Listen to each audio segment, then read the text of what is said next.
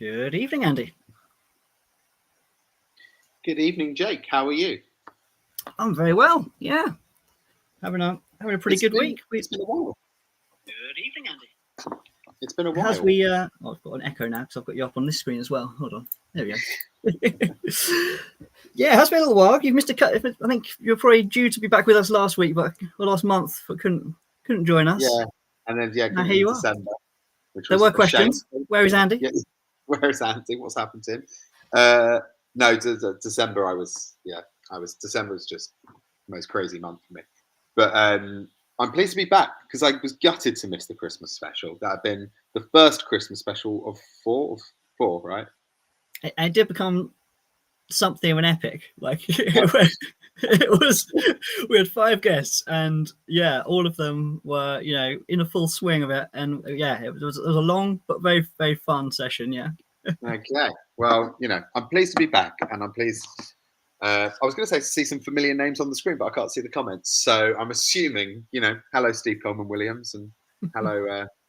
Are they the regulars on the screen? We've got comments coming in. Alex Battersby kicked off. Evening all. We've got Curious Crandall who's asking about how people are getting into their drams. Do you have to try and risk slicing your hand open with a knife? No, you just twist them. That's the way forward. Yeah, which should work.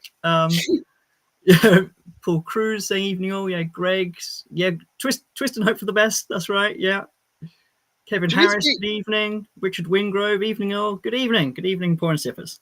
All the regulars. Do you need to be in the YouTube app to watch to look at the comments? Oh, you're on your phone? They should just be able to open up the comments. So. Come on, maybe I'll go into the app. We usually have people behind the scenes feeding us comments on the Slack channel, but tonight we're freestyling it. We're free. Yeah. But I feel naked without seeing your comments. Where are we? YouTube. Okay. Anyway, looking forward to tonight's session. Jake, do you want to tell everybody what order we're going to be drinking? We've got some cracking ones, yeah. We are going to kick off with the Wireworks Bourbon Barrel, which we've recently had that on our Master of More Whiskies of 2024. I'm in. Where we each month, some of us pick our favourites, and then we each picked our sort of favourite from our favourites. And yeah, that was one of the ones that very good too. Very good choice. I think it was Charlotte's one. Then we're going to Finland with Kyrö, with the Malt Oloroso, which is, super cool distillery. Yeah, some wicked juice. And then we are going to Glen, Scotia, for one of their peated whiskey from their Icons of Campbeltown. Oh wow! Range, yeah. Which again, wicked. Yeah. Then we've got the Glen and the Bluegrass to look at together, Andy, quickly. But yeah, we've got 3 great guests as well, so we should bring one in. That's great. I'm in with the comments here, and I'm seeing all your comments. Someone said it's nice actually seeing your comments live, without being filtered. So I can actually, if you do write any horrible things about me now, they obviously will be read before they were filtered out by, We've been protecting Andy for so many months. Yeah, exactly. Now... So if you are saying it, now what people are saying, and but anyway, right, let's get started. Come on, whiskey. Let's do it. Let's bring in Richard and talk all things Wireworks and White Peak. Hello, Richard. Hello, good evening. Good evening, Richard. Whereabouts are you speaking to us from today? I'm in a little village just to the south of Reading, so good 3 hours away from where the distillery actually is, but well placed for motorways from my travel with work. Are you at the distillery a lot? Once or twice a month, and sometimes go a bit longer depending on what the schedule's looking like out on the road. I look after trade for the UK for us, but then I can be there more often the other way around as well. Yeah. Well, on that note, just give us a really quick, just let us know what your job title is for Wireworks and what you're up to and how you got into the job role. Yeah, I look after UK trade for us. Got into the job, without going too far back, this is my 6th year. I've just started now in the industry. Worked for a different distillery for a few years, and then found myself sort of needing to look for something new. Called Max, one of the co-founders of Max and Claire Vaughan, the co-founders of White Peak, and asked if he had any work going, and just happened to be the exact time that he was looking for somebody in my role. I'd met him a number of times at festivals and things as well, but also sort of, there was some serendipity to the timing of everything. And a few weeks later, here I started. Oh, that's cool. And that's nice to know. So if anyone not familiar with Wireworks, come on, give us the lowdown. Yeah, English single malt whiskey. Met your husband and wife, co-founders, Max and Glen, Derbyshire, born and bred, but have been living in London for some time.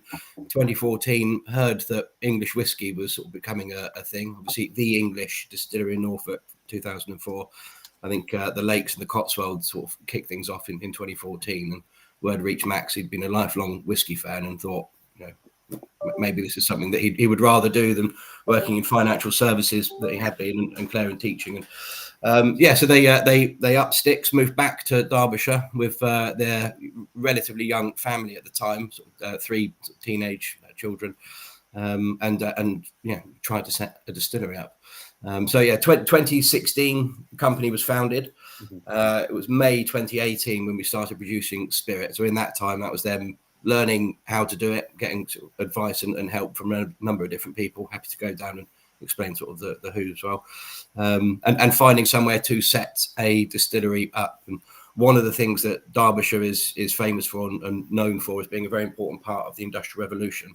So when they found on this stretch of the River Derwent, famous for being one of the places where the early engineers and innovators went at the early days of it, setting up mills, when they found our location now, they thought it was just the perfect place. And we're set up so White Peak Distillery is our distillery name.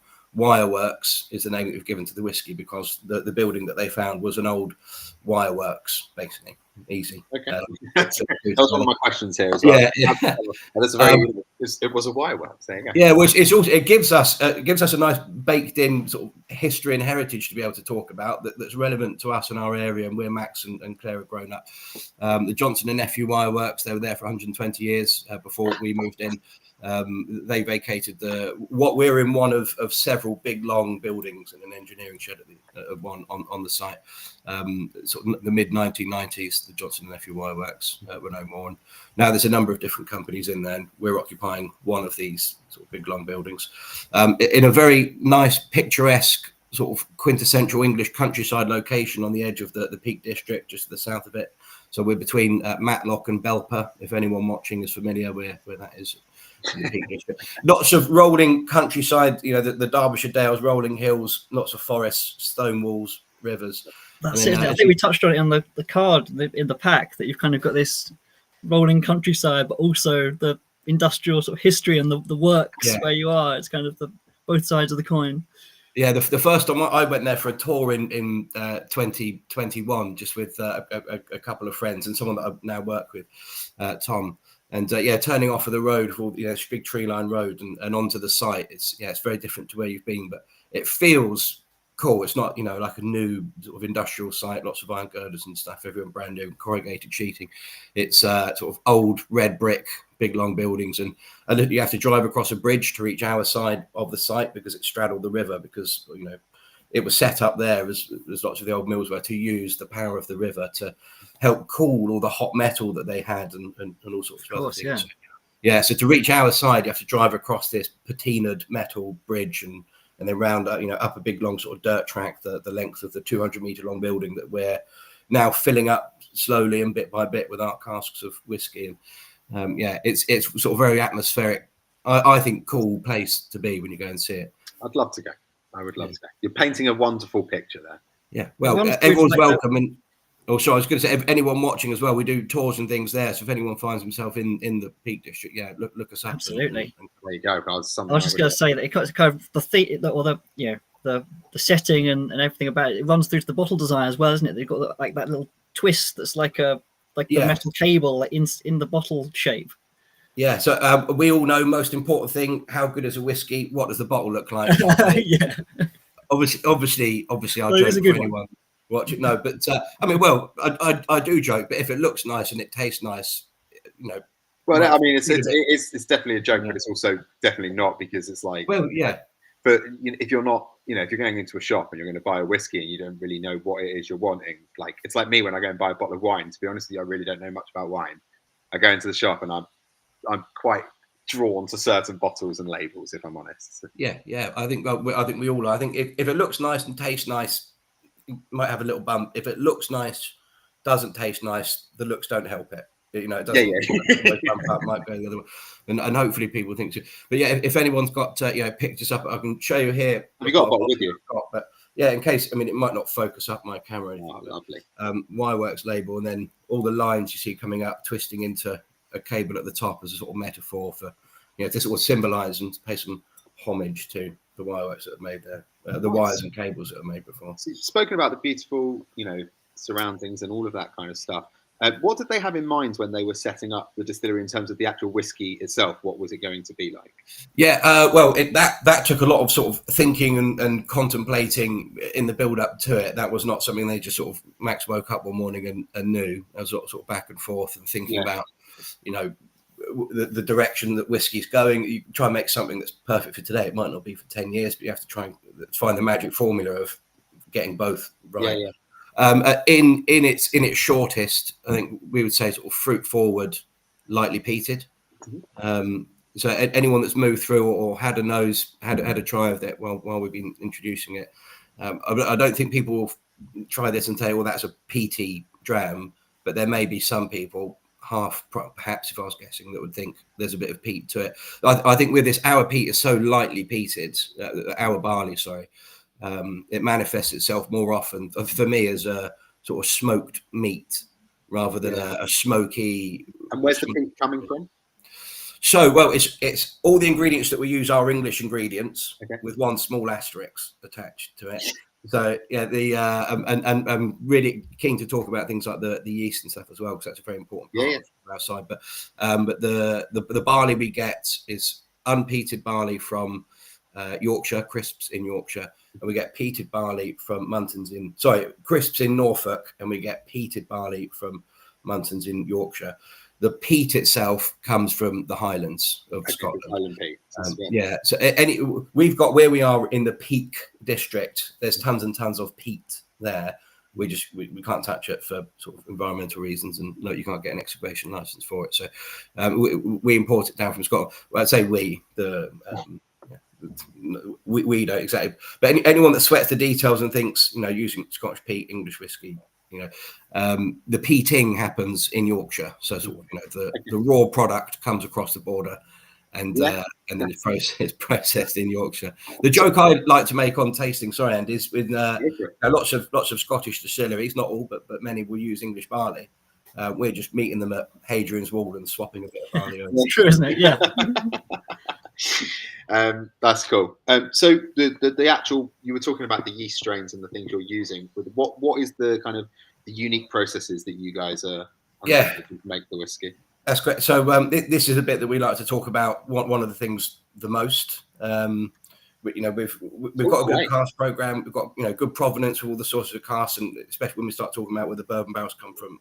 Happy to talk about any of that. But we like to talk a lot about the front ends of how we're actually making the spirit that ends up in the cask. So one of the fundamental things for us is the strain of yeast that we use, which is one of the least talked about parts of of whiskey making, because it's probably been for a long time one of the least interesting ones, because for 30 years most people have been using a version of a handful of different sort of high yielding and really good quality yeast that you make really good whiskey from. It's just not as interesting as talking about the casks and things. But so we've got a brewery up the road from us, if anyone's heard of the Thornbridge Brewery in Bakewell. That's where Bakewell tarts are from. Say again? Is that where Bakewell tarts? Yeah. Bakewell, from a shed out the back of the brewery, or down the road. No, they. If anyone's tried, anyone listening, watching's tried Jaipur IPA, that's made at Thornbridge. That's a relatively famous sort of craft IPA as far as they go. Since day one, it's spent brewer's yeast taken from batches of IPA of the Jaipur IPA they make. There's two reasons why we like to do that. One, it gives us the flavour that we're after, which this yeast now it's being used making IPA likes to produce a sort of more fruity flavours. Now it's been stressed out, and we want to have a fruit forward spirit. And then the other part is another thing that Derbyshire is famous for, and the area around it is being for 300 years one of the best places, sort of in England at least, to brew beer because of the quality of water there. Not just it's got good quality water. There's lots of places with good quality water, but the properties of the water filled with gypsums and sulfates and things, and that's just very good for malting barley. So lots of the big breweries over the last 3 centuries have sort of started their life in that area. So by using that yeast, it allows us to sort of to fit in and offer a bit more sense of place for sort of where we are and where we come from, and give us the flavour. We've got plenty of comments coming in that we'll run through in a second. But there's a couple of people are saying like, oh yeah, Thornbridge, great brewery, Nice. and Richard saying as well, I had plenty of pints of Jaipur over the years. Very good. I've not seen it in pints on a tap. I've only ever seen it in a can. So interesting to know that you could get that on tap somewhere. Lots of notes coming through. We'll just get on to the whiskey in a little minute. I just wanted to ask another question about English whiskey in general. So you're talking about like the actual sense of place as kind of like being really important. Is that what you think makes you stand out from like what's becoming a much more popular, scene, or are there other things that make you stand out from other English whiskies? Yeah, well, I think having a sense of place, I think in this day and age for sure, and I mean, this, speaking for myself, I know I'm not alone, but having a sense of place, and that you want to feel like you understand a bit more about something or get an idea of it, even if you've never been to. We're Derbyshire's first single malt distillery, but that doesn't matter so much to. Well, do you care that a county had its first distillery if you had nothing to do with the county, but offering a sense of place and being able to sort of talk about why it's interesting or why it's cool, I think, for to be from Derbyshire, and the things that make the area where we are great or interesting in to one degree or another to somebody. I think that is very important. I think anybody starting a distillery in recent years is a really important thing to have, to be able to cut through. Some people don't give a hoot about story. They've got things that they're interested in more, but it's important to have it there for them. But to stand out, I don't stand out. I think there's lots of really, really good English distilleries around. I've got pretty much a whiskey from all of them, at least a good many of them upstairs myself. But so stand out, I wouldn't want to sort of say, but to set us apart in the way that we do things. The using a live brewer's yeast, there's only a small number of distilleries in the UK that are doing it. I think Dornoch, Holyrood, Circumstance down in Bristol, I think, who are doing some really cool, interesting things. And I'm sure there's others that I'm missing out there as well, but there's not many. So that sets us apart. What is the other reason that other distillers, other places, distilleries wouldn't use that yeast? Well, I think 40 years ago, or however many decades it might have been, that's where most people would have been getting yeast from, is old brewers' yeasts. And I haven't written a book or anything on this, so there might be someone in the comments actually, however long ago it was in terms of time, but because no one, distiller's yeast didn't really exist, I think, until I believe 30, 40 years ago or so. Okay. I'm going to pick up the book. When is it out? When is what out? So either way, you might be, it'll be very short. I'll mail it straight to you on the back right. of the Let's talk about the whiskey we're drinking tonight. So tonight's the bourbon cask, the bourbon barrel. So you said about bourbon and the casks, you wanted to talk about where they're coming from. Well, I think we're all, anyone that's excited about whiskey or interested, we all like to know sort of like the source of a cask here or there, where it's from, and it's good when you're able to actually sort of talk about it. The cask makeup for this, we've used 12 ex-bourbon barrels, so ASBs, standard size American barrels, and all from Heaven Hill. So if you were to come around our warehouse, 80% roughly of what we've got is a mixture of STR, shaved toasted recharred wine casks, and Heaven Hill ex-bourbon. Excuse me. So if brand wise, if people haven't heard of Heaven Hill, I think a lot of whiskey drinkers have. When you hear ex Heaven Hill cask, I always think, oh, that's probably going to be half decent at least. Elijah Craig and Evan Williams are the little labels and stickers that you'll see on some of the casks that we've got the most. We've got a direct relationship with Heaven Hill. Max, when he was putting the distillery together with Claire, just sent an email to their main office and said, oh, can you forward this on to Max? His last name escapes me now, but the CEO of Heaven Hill, and just said, would you mind, sending us some cask direct? It was he wanted to make sure that everything turned up was fresh, good quality stuff. And we were told, if we bought a shipping container worth every time, then they were very happy to send it to us, and that's what we've done. Okay. So that's sort of cask maker. And I said 12 ex-bourbon barrels. It was actually more like 11 and a half that went into it. It was one of the casks that we found when sort of putting them out to sample and put this together had leaked. So much of it had gone into the ground, the devil share. It had oxidized the cask quite nicely, because obviously there was a lot more air and oxygen in there to react with the spirit as it was matured away, and it just sort of beefed it up, that one cask, a little bit. So we've put it into here to sort of, as I say, juice it up. Juice it up. So 11 and a half. We did have, for anyone that's watching, that's sort of been following us for a while, might have seen a Silver Linings single cask of ours. We called it Silver Linings, sometime sort of mid last year. That was an STR cask that had leaked, and we only had about 78 bottles or 72 bottles come out of it. But it had oxidized so well that it was this 4 or 5 year old spirit that had all these old rancio notes of overripe fruits and all sorts. So we called it Silver Linings and bottled it. This ex-bourbon cask wasn't quite as sensational enough as that STR was to release it on its own. Otherwise, but it was just a really standout bit of liquid that we thought, we'll put it in here. It's got a wonderful nose. I'm going to read out a few of the comments in terms of the. I was about to. A few of the comments. It's just got really lovely, like that. I know you're saying it's like that soft, very, very like subtle hint of peat in there adds a real lovely layer of complexity to it, and there's nothing like this punching you in the face in terms of like the overstand, like like, oh wow, it smells like this. It's like really, really balanced. It's like beautiful kind of like fruity, very fruity, and like kind of creamy as well, which is really nice, like creamy banana as well. Some of the comments that are coming here are saying Alex Battersby is from Glossop in the High Peak, knows the area very well. Jim Glancy, light fruity, early spring in a glass. Clive Hampton, touch of smoke on the nose, bits of toffee, caramel, vanilla. Doesn't reflect the taste, which is a ginger biscuit bomb with lots of fruits. You've jumped ahead. I mean, obviously, because we've been talking loads, I haven't even let this in my mouth yet. So, Jake, you read out these comments and I can actually have a sip. Yeah, and you can have a taste. Yeah, I saw Colm McGoldrick was saying his first time pouring sipper, so welcome Colm, and he's saying loves Irish whiskey, has been trying to drink more bourbon, but Scotch whiskey has always intimidated me a little bit, especially the peated. I mean, this isn't Scotch, this is English single malt, of course, but if you wanted the softest possible intro into peat, this might be it. Oh, yeah. It really is just like a subtle contribution, isn't it? It's lovely. I mean, we've got some people who are saying they wouldn't have even clocked it as being a peaty whiskey at all. We've got there's the biscuit bomb comment you were reading. Yeah, Luke Fenton's got flamed banana, umami, toasted marshmallows. Yeah, lovely. Barry Morgan, banana bread. We've got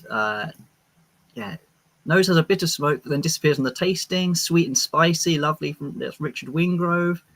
We've got Luke saying, speaking as someone in the Scottish distillery industry, English whiskey has so much potential. They're free from the rules and regulations of the SWA. Yeah, it's an interesting point. Fine example here. Jeffster said, made it. So running late, presumably. Yeah. Fireworks, I presume. Yes, absolutely. And really enjoying it. So there is a question from Simon Smith, who's saying the note mentioned that this was their oldest whiskey, I think, when it came out. But how old? Yeah, 5.5. They're all the casks were about 5.5 years old, or at least 5.5 years old. That's the oldest whiskey you've released. Yeah, at the time, since we've had our first 6-year-old came out at the end of last year, our rum cask finish. Oh, okay. Which was, have you been playing around with finishes much? We've said like 80% of the cask makeup in the program's kind of like bourbon casks and then a bit of STR casks as well. Yeah, I think most of the sort of limited editions we've had come out of a majority at least have been a finish of one type or another. Sure. We did have a full port release that came out last year that was just 4 tawny port casks from the full maturation in it, but most of the limited editions so far have been Gary's saying the White Peak and tawny port is the bomb.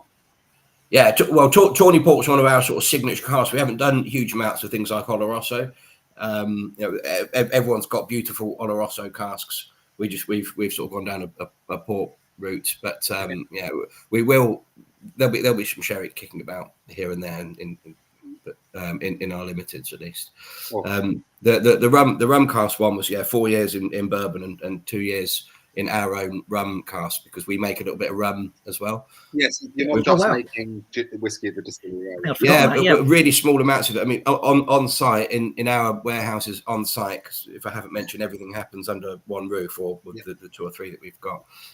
We've got nearly 2,500 whiskey casks maturing away, and we've got maybe 40 odd. I think we've just done a run recently of rum, so something like 40, just over 40 rum casks. So it's a small thing we make on the site, but it is delicious for any rum fans out there. I always thought somewhere between sort of Hampton and Foursquare was a quick aside for any rum pods that are watching. Okay, that sounds great. Gary saying, I get a sweet jelly bean note on this with fruit and sweet bourbon influence. Mental that is 54%, so approachable and is balanced for a 5-year-old spirit of the strength. It's definitely, considering it's 5 years old, there's, like I said, it's not as, it's just not harsh at all, really, and it's just really well balanced for a 5-year-old whiskey. And then 54%. That's the nice thing as well, isn't it? That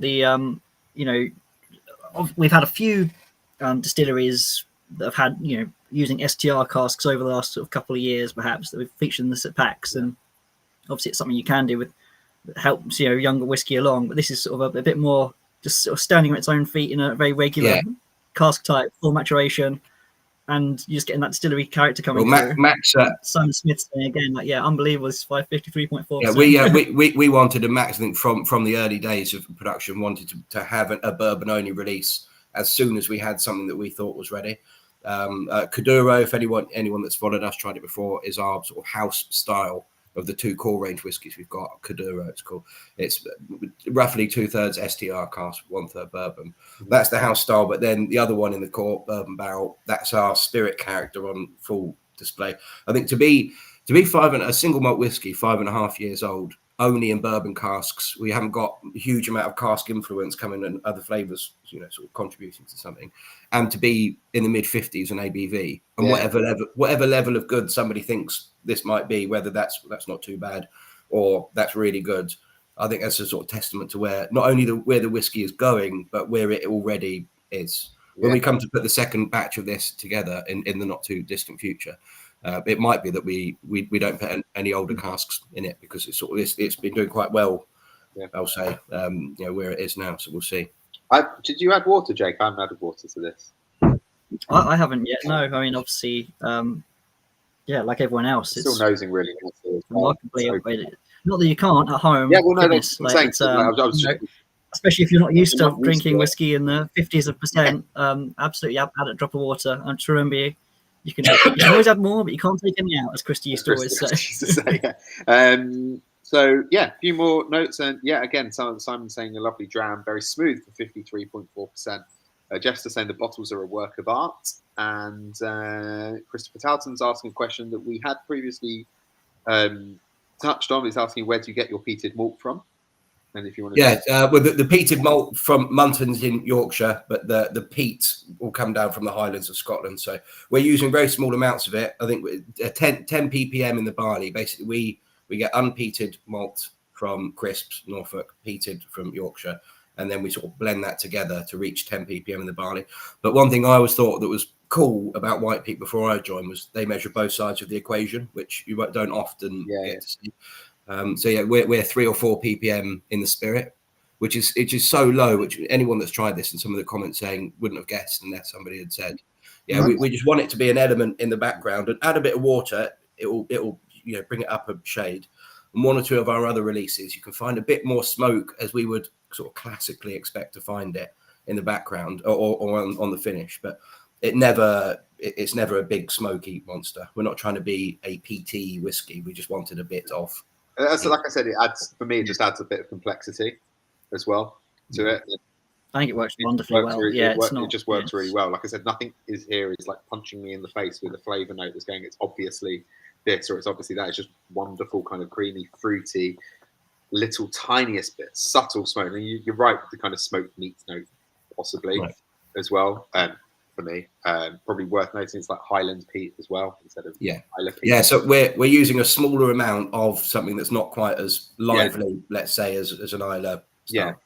Those kind of TCP kind of Isle sea salt smokes. Smoke isn't coming through. It's kind of a bit more of like a woody kind of smoke. But again, it's not, and there's like a lemon. It's really just a touch, isn't it? Ginger as well. Really wonderful stuff. What do you think the future holds for White Peak? What's coming next? Well, in the short term, we've got another release on the horizon in the limited. Is that an NDA or is that a? Well, no, I mean it's. I think we talked about this publicly. I don't know. It's it'll have some fruitiness to it. I can say. So I'm just trying to think if anything's been spoken about yet, and I don't want to. We've had so many exclusives on Pour and Sip. I just asked this question, and usually it's kind of like little gem when somebody's kind of talking and then they forget, and then they always say the same thing. Oh, they're going to have a go at me. The PR company's going to have a go. Well, I can say. One thing I could talk about, because it has been, it's out there sort of in the ether, so to speak. I can tell you what's coming, but I couldn't explain to you in as much detail as my colleague who's putting this together could exactly sort of how it all works. But if anyone, we've got what will effectively be a Petit O release coming out within the next few months, sort of at small waters in French, more or less. It's a way of bringing your ABV down rather than just adding straight water to it, effectively. Okay, so watch your space for that. But if anyone were to sort of Google, you'll see if there was a couple of whiskey websites and things that were talking about it. And my colleague Tom took some of this up to the Pot Still in Glasgow at the end of last year. So that's one for the whiskey geeks, and it is also just a delicious whiskey that you don't need to understand every facet about it to enjoy the flavour of it as well. I've tried to sample one. That's definitely a good one to look out for. That sounds super exciting. And interesting. Not something we've heard of. Perfect, yeah. Right. Thank you so much for joining us and talking all things Wireworks. I am slightly conscious of time after I told you it's a 20-minute interview. And here we are. But thank you so much. It's been an absolute pleasure to talk to you, and wonderful whiskey. And if you want to stick around to the end, please do. If you've got a 1-year-old that's waking up, then thanks very much for inviting us to be a part of this. This is great, and and thanks for having me on. You're very welcome. Cheers. And thanks to everyone at home as well. At home, yeah. See you later. Cheers, Rich. Crack, isn't it? I really like Wireworks, and it's a lovely whiskey. A lovely start to the evening as well. First time trying it, if I'm completely honest. So, really good place to start. I feel really weird without me controlling the. I've got the buttons today, haven't I? Yeah, you're like usually out of control, and I don't like it as someone who likes to be in control. So it feels really weird. It's like when my son tries to take Pokemon Go out of my hands and play it by himself. And I struggle with that because I like to have control of it, but he now wants to have control of it. Anyway, we don't need to talk about Pokemon. We're talking about whiskey, and that was a great start. What's next? It was. Lots of talk about ginger biscuits. There was definitely a ginger, like custard creams as well, which I think the brand. I love that Richard just backstage here, just suddenly had that blind moment of panic that this is not a private conversation. The guests talking on little chat in that we can see. Yeah, don't worry. It's don't worry, that's not gone out. Right. Let's move on. Let's move on to our second whiskey, which is another cracker from Finland and from the distillery. Super exciting. It's Mikko. Hello. Hey there. How are you guys all doing? Am I saying that correctly? Yeah, exactly right. So I'm Mikko Heinilä, one of the founders of Kyrö Distillery, and you might have seen us somewhere. So, the founders. But yeah, I think that earlier you referred that I should talk a bit about like myself and a bit of the distillery. Yeah, absolutely. I mean, obviously it's always exciting to get one of the founders of a cool whiskey, and gin and all sorts that you guys make. But yeah, if you tell us a little bit about yourself, how Kyrö came about, I guess, and what tell us everything. What's it all about? Surely. Well, actually, if I would get to the details, it would take us like 3 hours straight, and so let's skip few parts here and there. But yeah, myself originally, I was I went to a sauna, and I'll tell you that story later on. But I was working for energy company earlier called Wärtsilä, and then I really went to a sauna, and we got an idea. And well, in the very beginning of the journey, I was establishing our visitor center as a daughter company of the distillery. And then later on, when we got a bit of a hike to the sales, so I resigned from the energy company and became the distillery manager. And I was building up the facilities and or responsible for the projects and also the HR, and did that for 6 years. And 2022, we needed more resources to sales side of things, and I have been now been on sales, and currently my responsibilities are Europe and Africa. So that's me in short. Mucking in, doing all sorts. Yeah. But perhaps I'll give you a bit of a slideshow about the. Oh. Yeah. I hope I don't bore you, but I try to keep it on a picture level. So let's bring this in. Yeah. Can you see it now? Yeah. Cool. There we go. So, first of all, greetings from the whole founder crew. So, our current CEO, Jouni, our previous CEO, Miika, currently a professor in Tampere University. Kalle is our master distiller, and Mikko is the marketing and brand director. And so, still, most of us are working full time, and still we own most of the company. So majority stake. So where are we? So first of all, Finland is up north. Currently, we are having some minus decreases as well, and a few major things about Finland is the capital city of Helsinki, the Arctic Circle, and the huge municipality of Kyrö with 4,300 inhabitants. And that's where we're located too. So everything started. Thanks. So everything started 10th of May 2012. And yes, we were in a sauna. And how many times have you told the sauna story, by the way, do you reckon, in your life? If you could put a number on it. I would assume thousands.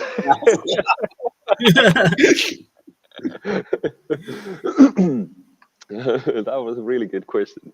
You are, no, it's a great. It's like, I love it. I love it. It's just awesome. But yeah, so in the sauna, Miika was giving us a whiskey tasting, and when we got to rye whiskey, we were just so amazed how good it is, and why can't we get rye whiskey in Finland, and why nobody makes it in Finland? Because rye is such a Finnish thing, because we consume the most rye per capita in Europe, and also rye bread is our national dish. So of course rye whiskey should be Finnish. So then we got some ideas from there and started our journey. So we really established a Rye Corporation, and Rye means in Finnish, if you say Rye and you cheers, it pretty much says that, cheers, let's get wasted. So it fits to the whole ball game.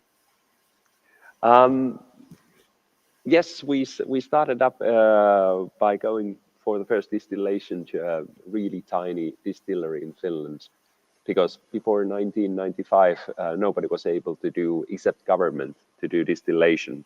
So it was right. Yeah. We still have the state monopoly for off trade. So it's a peculiar place. Mm-hmm. But nevertheless, we did the first trials, and actually Kalle's parents' garage was the place where we started to do the mashing, because they had a nice base, and the best part of it was that Kalle's parents were in Southern Europe for the previous week, so we kind of saw the opportunity there. And nevertheless, took the barrels of mash to the distillery, drove another 300 kilometers up to Kyrö, took the first sips of the new make, and we were like, this is nice stuff, but does anybody know how this is supposed to be tasted? We had no idea. None of us had any background. And actually, Mika took it to the whiskey show in London because we had no idea. Well, actually, Mika got to London without a bottle. I happened to be in London with a bottle, so we started bootlegging in the streets of London from the very beginning. And as you know, in the whiskey show, there's hundreds of whiskies to be tasted during the day. So we noticed that they don't check your pockets if you have your own bottles to go. And Mika got the bottle in, and he first of all took a few drams and then went to the toilet and filled his glass with our stuff, and went back to the booths that, do you have anybody from production, and would you like to taste one of ours? And one of the guys who tasted that was Buffalo Trace's Master Blender. So I guess he knows what he's talking about, because There's a thing or two, yeah. and whilst he has been doing, for example, Thomas H. Handy, beautiful rye whiskey. So he took the first sip of our new make, and first words were like, I love this stuff. You guys are going to come up with this to the markets in 2 years. I need to up my game. We were a bit surprised. It's incredible. And as we didn't know what to do, so we went to the Excel sheets that should we do this for fun or for real, and decided to go for real. Of course, there has to be then the distillery. And yeah, I'm the only guy from Kyrö, so I have been born also here on site, and we have an old dairy which we then started to build up to a distillery. So for 100 years, like high quality cream cheese was being made here, and it was kind of the heart and center of Kyrö. But in 2008, it was closed down. And the people in Kyrö were a bit gloomy because of like everything was around that. And then all of a sudden there was nothing. But then 5 years later, 5 guys came on board and checked out the building. That such a nice one. It should have a distillery in it. When we came in, it didn't look too pretty. And when you're building up a distillery, so how do you finance it? So ourselves. So, for example, I was taking a loan against my house, and Mikko didn't have a house, so he took a loan against his parents' house. And Kalle's parents were taking renovation loan, but they didn't tell at the bank that they are not renovating their house in Helsinki, but actually an old dairy up north. And we put all of that money together, but then we noticed that it's not enough. And then we needed to go to a bank again to apply for another loan to the company against our investments there. We got the loan, but also only by the personal backing ups by the 5 of us. So if things would have gone south, it would have been, let's put it mildly, again, really, really interesting times. But we got the distillery up and running 2014. It was 11th of April when we got the licenses, and kickstarted the distillation, and we were selling a bit of gin, like altogether like 4,800 bottles, and tiny whiskey barrels, and we were just barely making it because, well, as you can see, that facility was not perhaps the dream place where they started, so there was a lot of surprises. So but to give you a couple of examples from there, so for example, Mikko, back in the days he had 2 startups, and we had only budgeted salary for Kalle for the whole year because he was building up the distillery, and for Mika for a half a year. But we didn't budget any for Mikko, who was doing the marketing and branding.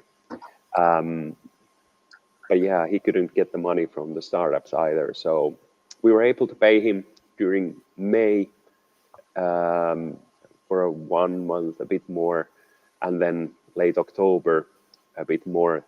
And his total income from that year was less than 8,000 euros brutto. So he was living on his French kitchen floor for that year. The company didn't do that great either.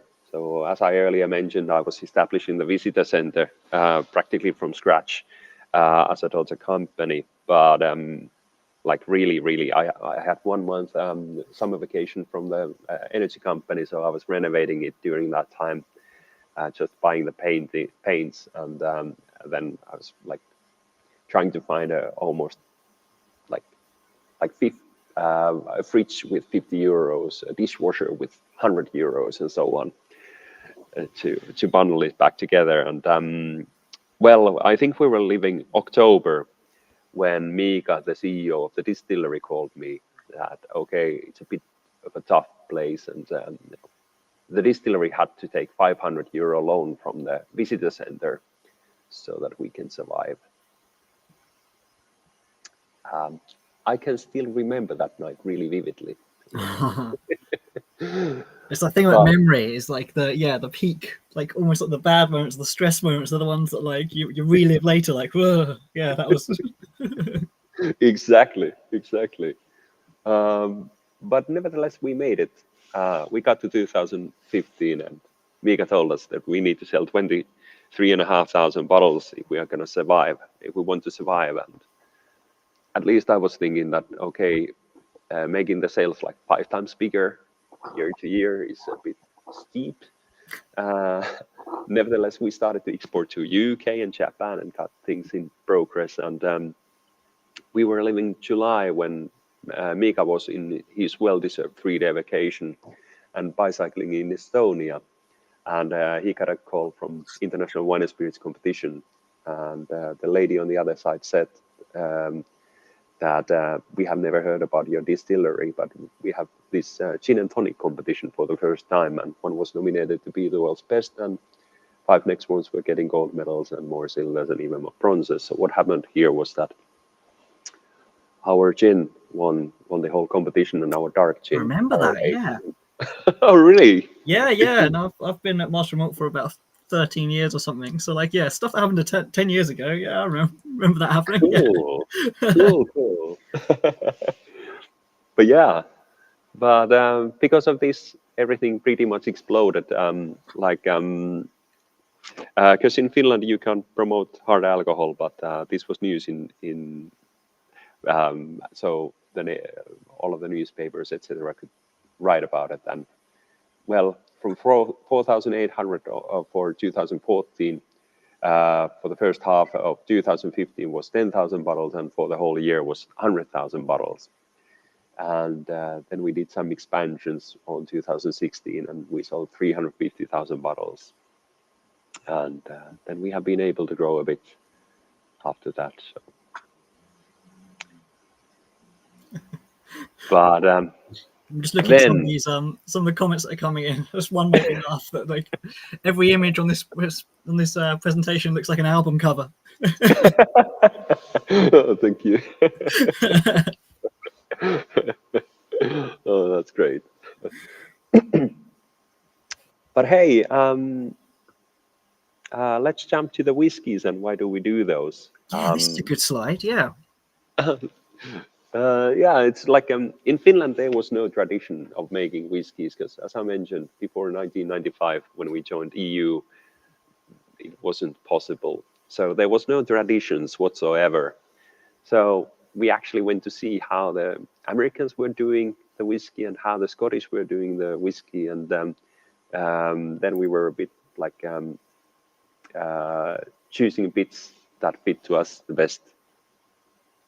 So the Americans have been doing the rye whiskey for ages, but usually using the grain rye, adding corn, wheat, etc. And then in Scotland, as we all know, so malted barley has been the big thing for ages. And so we decided to go with 100% Finnish malted rye. And what I've understood, it's perhaps the most expensive and most challenging way to make whiskey. And did you realize this later, or? Yes. Yeah. Yes, unfortunately. How did you guess? Yeah. Then the next phase is also, which is actually missing from the slide, is the fermentation. So usually the fermentation time is 2 to 3 days for the whiskies, but in our case it's 6 days.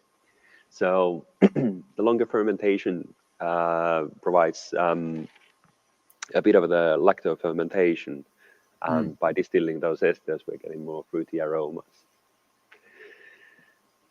But yeah, usually it's the such rye a good whiskey. slide, because it's like, it is such a unique whiskey, and this really does kind of like show that, like, yeah, okay, we'll take a bit from here, we'll take a bit from here. You know, we're being influenced. Yeah, obviously it's a, you know, you got a Finnish cereal, it's a very Finnish product, but like also, yeah, the sort of some of the choices for people who are coming at this being like, what is in my glass? How do I understand this? Like, this is a great slide. Thank you. But yeah, it's like whereas the American whiskies are usually, or American rye especially, is usually column distilled. So then it's usually getting a bit more higher proof, also missing some of the oils.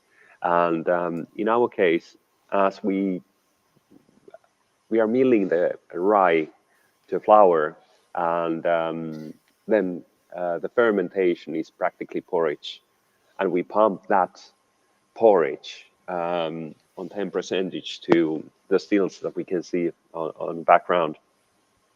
So we are really getting all of the essences and oils from the rye on the first distillation, because like Finnish rye is also really aromatic, because of, well, in the summertime we are having like practically nights and nightless nights, so that intensifies the aromas to our rye. And so with double pot distillation, we are getting all of the oils, and we don't do any chill filtering and so on. So then there's all of the taste of rye in there. And with the barrels, we are using the American New Oak, but also used barrels. And with the rye, we are getting more to 3 to 7 years. But with all of this process, we are getting a mix of the profiles, and doing thus kind of a unique whiskey, at least to how do we see it. So we look at some of the comments. That obviously people have been enjoying the whiskey while we've been listening to you. So we've got, I think if I go back a bit further, actually, Con we talked to earlier, reading his comments earlier, that this is his first pour and sip. He was saying that this, I think he said this is his first rye. So it's all good, Con. You're not a noob. You're just, you know, like all of us. There's loads of different whiskies in pour and sip, and that's what it's all about. So everyone's going to get bits to try that new. I think this probably, we've actually had a couple of your whiskies on before, which older members might remember. So we had the original. We also had the peat, the smoky, the peat. Yeah, we had the malt rye, but that's going right back to back at the start to 2020. Yeah, and then a couple of years ago we had the wood smoke, which was one of those whiskies that everyone's like, what's going on? What I love about this dram, like Kyrö in general, is like that. When I think of rye bread, I think of I remember having like rye bread sandwiches when I was younger, and whenever, you know, I love American rye whiskey, but this one it's so much breadier, and it just, I don't know, I absolutely love this particular style of rye whiskey. Not that I love American style whiskey, rye whiskey, but this one just has this wonderful bready note.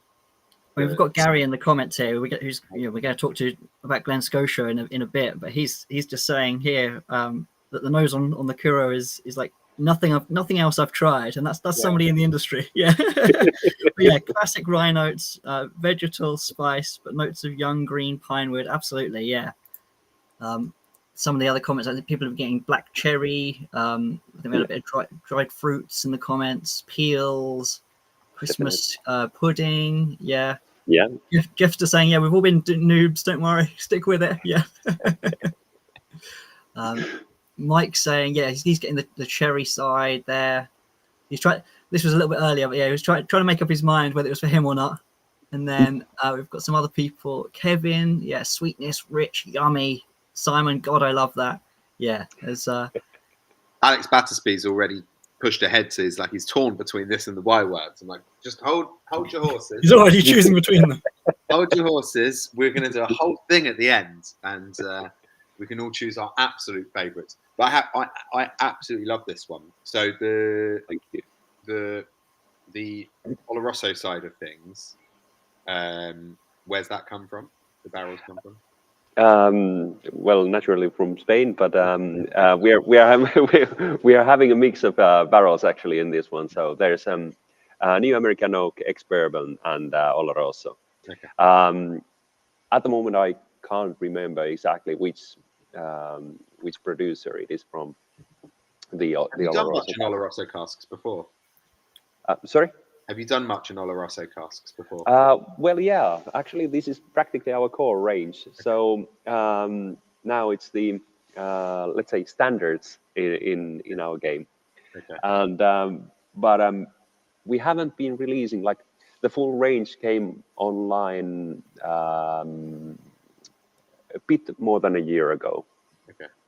So and also now we have the Sauna Stories that was launched on last September. So as somebody was saying there, at least in the private chat side of things, that whiskey tasting in a sauna, but actually this one went to a sauna. So this one was Plantaray rum cask, but actually it went to a sauna for the finish. As it went in, it stayed in a sauna for a finish. Yes. For how long? Well, if you put a whiskey barrel into a sauna, you can't keep it there for long, or otherwise you don't have whiskey. So, few hours. Few hours, okay. Yeah, but also that opens up the whiskey a lot, and it rounds it up smoothly. Okay. So it's really really funny that the reaction is so fast. Yeah, wow. Well, Simon's saying he's got a bottle that's now about empty. So they say it's time to get another though. So there you go. This is great. Yeah. Yeah, that's right. It's kind of a new range, isn't it? It's all in 70 CL in the UK now as well. I think it might have been 50 before. Yeah, that's right. And you've also got as well as the wood smoke that you had before. There's also a peated release as well, right? Yeah. Yes. And both of those are kind of unique in the world. So for the wood smoke, we are using alder smoke. So that is based on Finnish farming tradition, where whilst like 100 years ago, they put the rye to a barn to the second floor and burned alder on the first floor, and the smoke dried up the rye, and at the same time it got this alder scent on it. So we pretty much did the same thing and then made whiskey out of it. And with the peat smoke, we are using Finnish sweetwater peats. So it's much more kind of a rounder. And I would say that when you add it to rye whiskey, so there's the softness and roundness of the rye.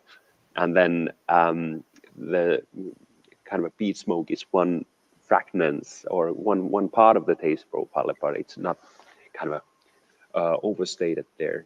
And somebody has even, because the vegetation in Finnish swamps is so different, so somebody has even referred that even though it's really like Finnish nature, but it has some features of mezcal. Sure. Yeah.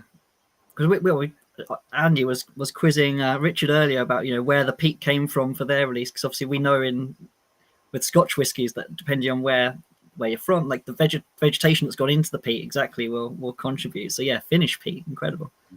And someone in the comments pointed out that the wood smoke was in the October box 2022, so they know exactly when each whiskey came on as well. Wow. There you go. And what's your biggest market abroad? Well, Finland is our biggest, but then I guess US, then comes Germany, France, China. Okay, so we're slacking over here. Yeah, a bit, but but on the other hand, the great thing is that many of the markets are growing really fast with the whiskey, especially. So, but yeah, at the moment we are from Japan to USA in, let's say, 35 countries. Okay. Well, the good news is, like I say, Simon needs another bottle, and Colm's adding it to his list as well. So there you go. And remember, everybody, you get good prices still. Is that a thing? Yeah, of course. Yeah, everything we're tasting here, there's exclusive member store pricing on. So yeah, absolutely, grab it while you can. Hey, may I bother you with a short video? I'm not sure if you have seen it earlier, but 2.5 minutes, and then let's round off with a video. Yeah, let's do it. 2.5 minute video. Let's do it. Awesome. Just a sec.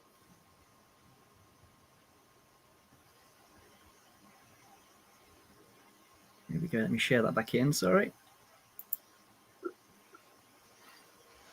There we go. There you are again. Here they are. Hi, I'm Mikko, co-founder with these friends of Kyrö Distillery, Finland.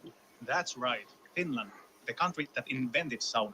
And in this one, we had a dream of making whiskey, gin, and other spirits out of Finnish rye. Why rye?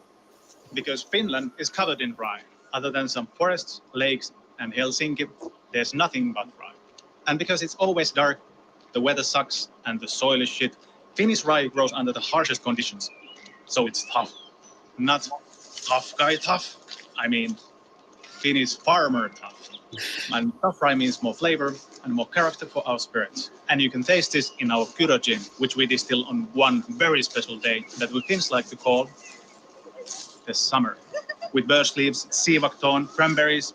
It's Finnish summer in a bottle, and it's good. Actually, it's so good that some friendly chaps in London named it the best gin or gin and tonic in the world. So please, show some respect. Keep your cucumber out of this gin. We're northern folk. We like things simple and good, minus the bullshit. And that's how we approach our Kyrö Malt rye whiskey. We use Finnish rye, the best of Scottish and American whiskey making tradition, to make a whiskey that is simply unlike anything that you've tasted before. It's rich and sophisticated, so you don't have to.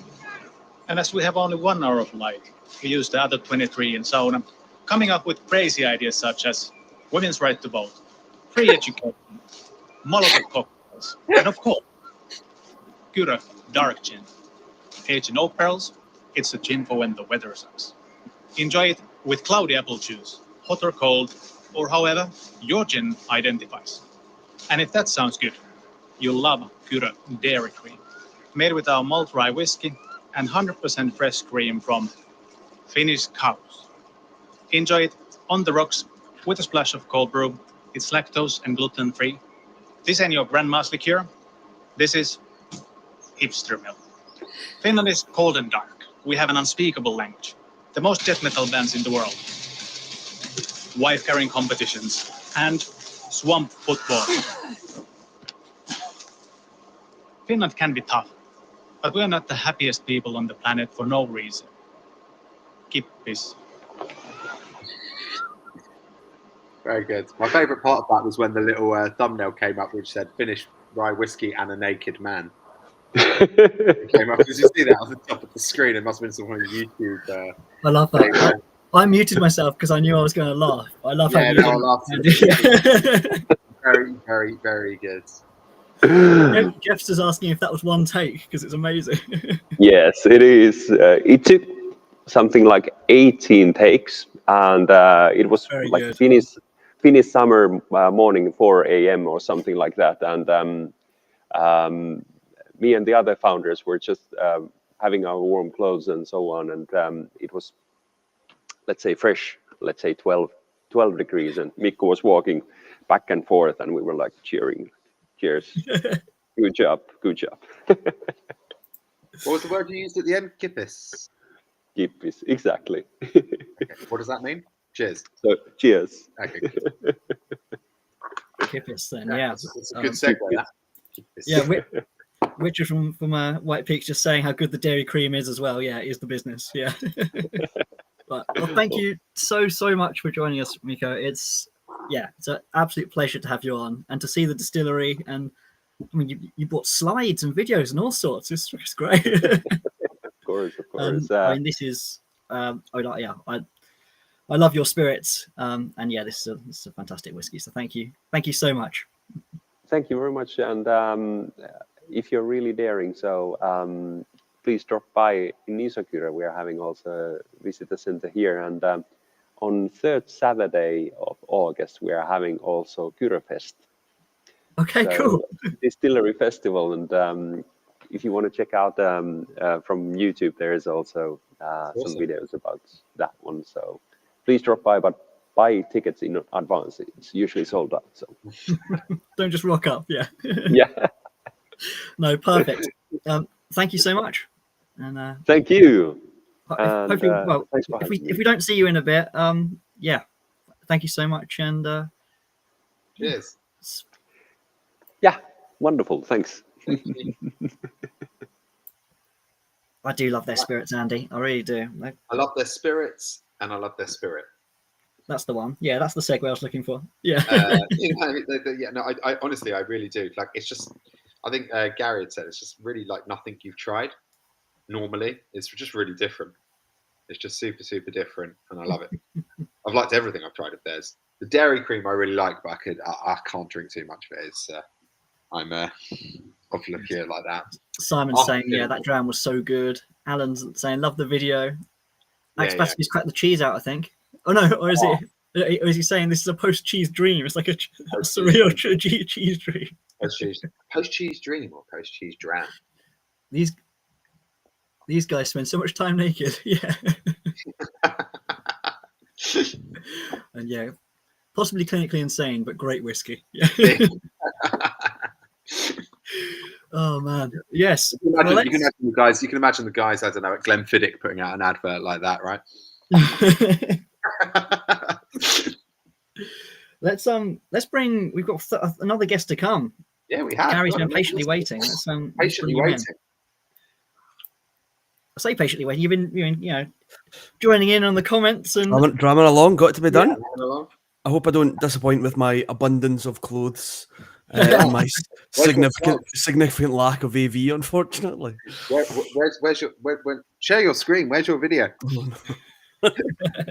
Oh, you don't want to see what's on my screen. That's all. Well, going back to Scotland now, everybody. Yes. Kind of the new world. We're going to Scotland for the first time today. Oh, of course, yeah, first time. When anyone was new to the group and they didn't usually like Scotch, now we're actually going to Scotland to try Scottish whiskey. And actually, Absolutely. My favourite of the regions, we're going to Campbeltown. Just quickly, Gary, just talk to us briefly about yourself via, maybe 6 slides, if that's possible. So take my top off. Yeah. So yeah, I'll joke. I've been in the whiskey industry for just over a decade now, and the entirety of it has been with the Loch Lomond Group. And it all started with Campbeltown for me, to be honest. So prior to starting with the Loch Lomond Group, I wasn't even really a big whiskey drinker. But when I started, my direct boss, was on holiday the first week. So his plan was just to punt me down to Campbeltown to spend a bit of time down there. So I spent a bit of time with Ian and the whiskey making team. And they've just got such an infectious passion for all things whiskey. And there are so many stories and so much to see around Campbeltown for such a small town. You can't help but get swept along in it. And it just opened my eyes to it, and there's been kind of no looking back from there. Yeah. So I'm now, my official full job title is Key Market Liaison, Visitor Experience Manager, and Brand Ambassador. Okay. But ultimately means I look after a lot of our guests that come round both distilleries. But we've obviously got a team down in Glen, Scotia that do a lot of that in Campbeltown. So it's looking after a lot of our guests, make sure everybody's getting that wonderful experience and across, but also coming out and doing tastings and this kind of stuff with you guys. So thanks for having me along. You are very welcome. So Campbeltown was once essentially the whiskey capital of the world. What happened? Yes, right. So I think that's the thing. It's coming back to Scotland, but you're coming back to. I'm obviously biased, but I would say Campbeltown was the most important region. So I think there are elements where you would say the regions are maybe becoming less relevant, but I think Campbeltown for me is one of the few that kind of keeps its relevance. So it's the smallest region.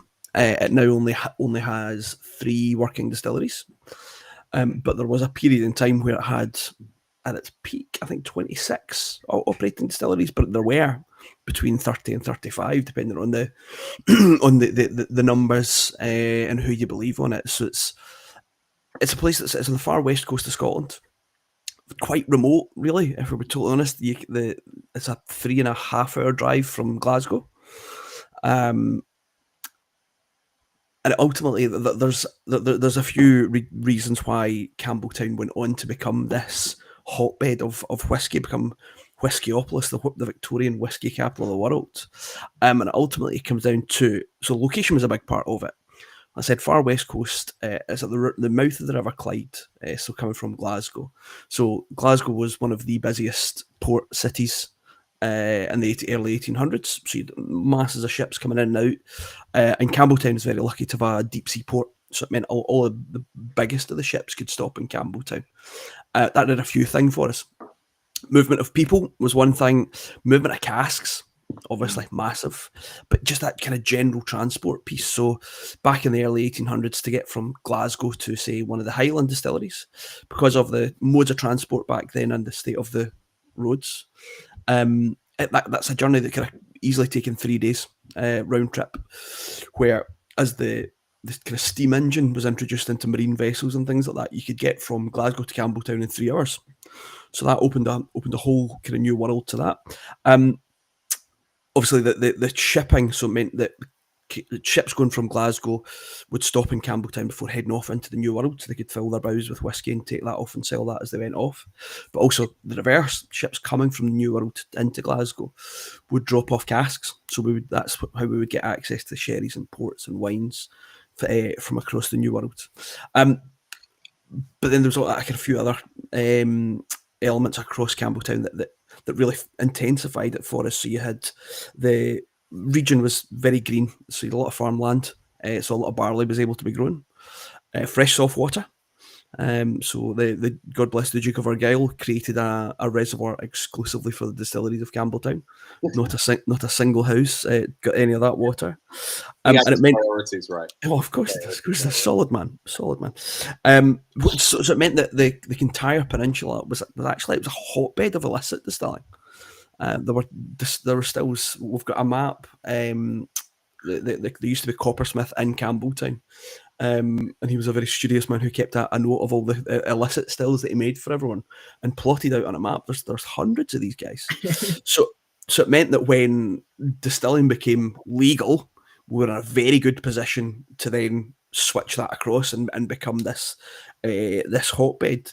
The other kind of big driving factor was obviously the consumption at the time. So back in the 1800s, everything was blend. Do you know what I mean? Single malts really only existed for 60 years max, about that. So everything was blends, and the way people were drinking their blends at those times was in toddies, and a toddy at that time, it kind of really needed kind of big, robust flavours, kind of big, punchy flavours, and that was Campbeltown and Spades. So all these things came together, and it meant that this wee town of like 9,000 people was the maximum population of this town, had 26 distilleries. It's wild, isn't it? Yeah. Oh, it was bonkers, and they were literally next door. And there were these tiny wee distilleries because they're all so crammed in. And the crux of that means that there was 100 years. So, I mean, remember, Scotch has only been going for 500 years. was a period of 100 years where if you were drinking Scotch anywhere in the world, chances are you were drinking Campbeltown Scotch. And that blows my mind Yeah, it's crazy. for such a wee town. Yeah, It's absolutely mad. that's crazy. And then, things kind of happened, and yes, there's now 3. So well, we went all the way down to 2. The House of Cards kind of came tumbling down, and where we had this real fortunate set of circumstances that kind of give us that boom. It's an equal set of unfortunate circumstances that kind of toppled that. One of the first things being the local coal mine closed. There was a coal mine fairly nearby to Campbeltown. And obviously very small distilleries. A lot of distilleries meant kind of tight margins, so a lot of them, as soon as the fuel prices went up, closed a lot of the distilleries very early on. A lot of the big distilleries started snapping up some of the smaller distilleries, so they all started disappearing. You then had things like world wars, so the government took all the barley for food. Prohibition, where your biggest market disappears overnight. But one of the other big things was the consumption change. So that drive for toddies and big flavourful spirits moved into highballs, whiskey and soda. And for a whiskey and soda, you don't want big, powerful, flavourful whiskies. You want light, floral, kind of fruity, Speyside. And that's where kind of Speyside really kind of boomed and kind of took off onto its own. So yeah, meant we came to the stage where we were only 2 distilleries left, but the spirit of the town, that prevailing spirit of Campbeltown, as we like to call it, meant that Glen, Scotia not only survived but went on to thrive to the point where. That was going to say, because like now, we're looking at 2 distilleries which have made very powerful, flavourful whiskies. Yep. And what is the kind of, would you say, is that kind of classic Campbeltown? You were talking about the maritime history and stuff like that. How does that, it's by the sea? How does that affect that Campbeltown flavour? So 100%. So it's for me, it's one of the only regions that still has a very distinct style, recognisable style. Okay. The kind of flip side to the coin that I normally give to people is if I was to open a Speyside distillery tomorrow, and my main line was, I'm going to make Speyside whiskey. Doesn't really tell you. Exactly, tells you nothing about the whiskey other than it's going to be super easy to drink, kind of way. Yeah. I think we had 3 different Lowland whiskies on last month, and a couple more in December, and we were sort of discussing like, what does Lowland even mean anymore? What does? It's they're useful sort of touchstones, but sort of fall apart under any scrutiny for the most part. No, exactly. But it's understandable because again, coming back to Speyside, because there are so many of them. Everybody is doing things slightly different just to set you apart from everybody else, but it starts to pull you further and further and further and further away from the centre. But when there are only 3 distilleries, like there was never, because the Campbeltown style kind of went out of favour, there was no real need or no real drive for modernisation, for efficiency, for that big push, because the volume we produced was fine. So we just stayed as we were. So when I talk about the kind of Campbeltown style, the key characteristics for me are kind of oily, oils that kind of coat the mouth, retain a lot of those big, robust flavours, bit of background spice, definitely that sea salt character, and then some vanilla coming through from a lot of bourbon use as well.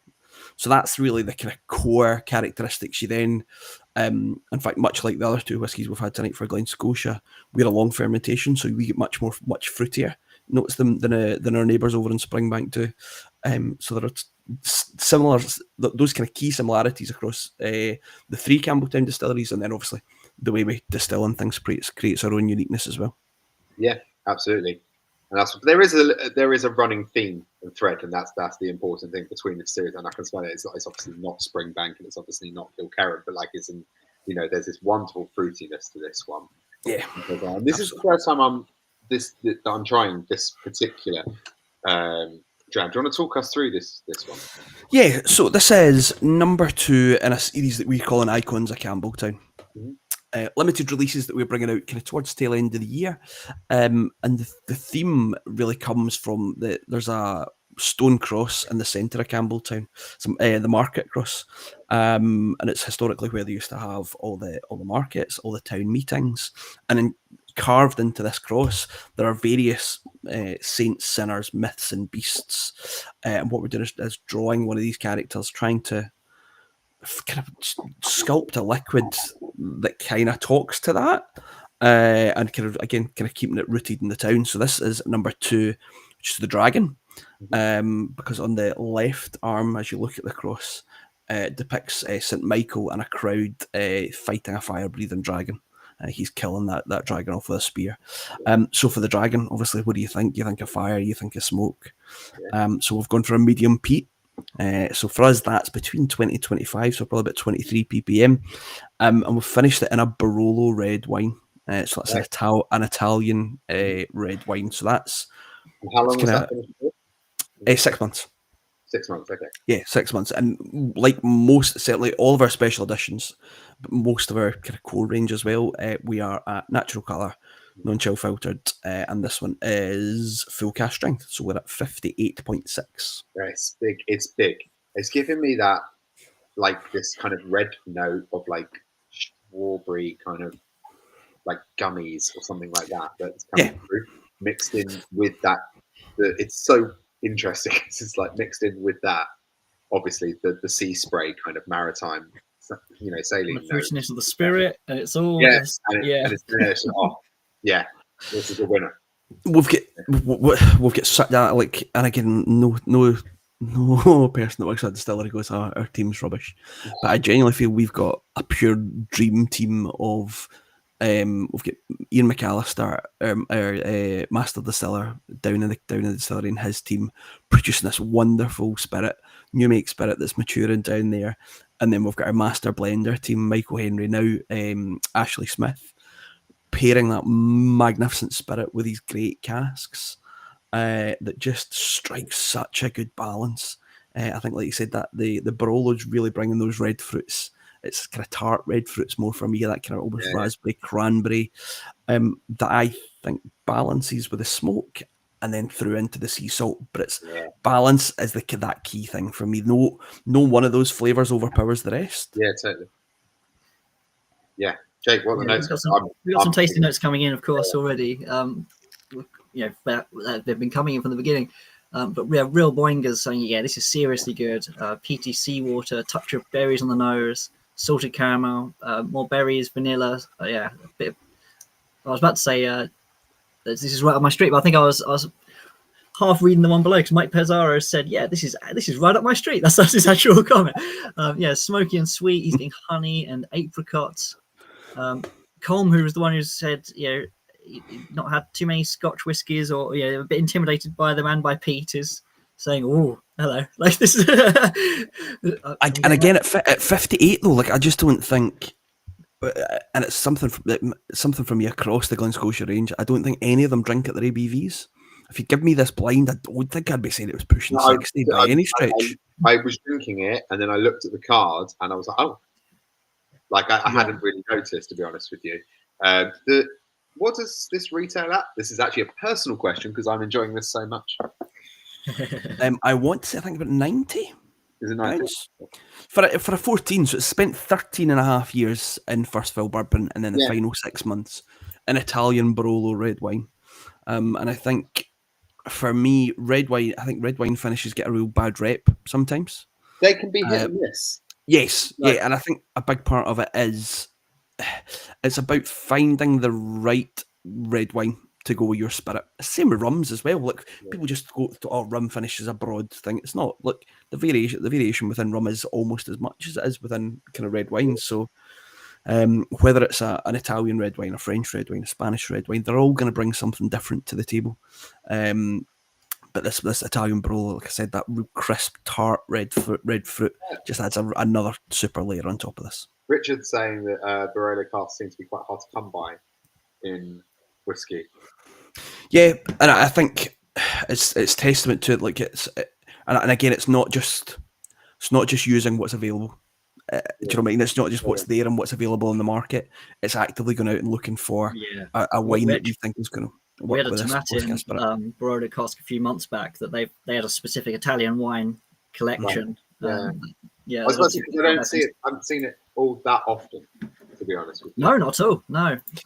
No, and again, I think it's a recent thing where, if you think back 4 or 5 years, nobody gave you anything other than just red wine finish.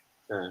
Because we didn't want that kind of information. And I think now, the way the landscape has changed after COVID. Everybody wants more information, and you want to go a deeper dive and where it's coming from and what it's bringing, for sure. Matured in the finest casks, says Richard. Hand selected, finest hand selected.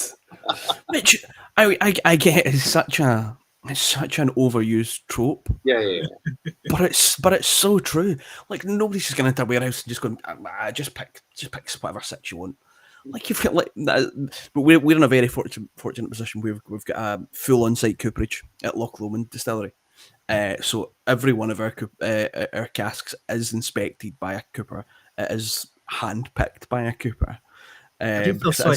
Sometimes, like, it won't be all over the pack or the bottle or anything, but then it seems to just go through like a PR filter of like, oh, you want us to add lots of cliches to this before we push it in the world? Okay. Yeah. But then I think there are certain buzz phrases that people expect to see, and they're a wee bit disappointed if they don't see it. Doesn't mean we're not allowed to make fun of it when we do. For sure. I like this tasting note on the card, which says a melted brown sugar, peat, cranberry, and apple, and scorched earth. Yeah. Yes. That kind of earth, you know. Yeah. Right. Scorched earth. It's inspired by a dragon, Andy. I was about to say, it sounds like Well, it's exactly that. Tasting note, that one.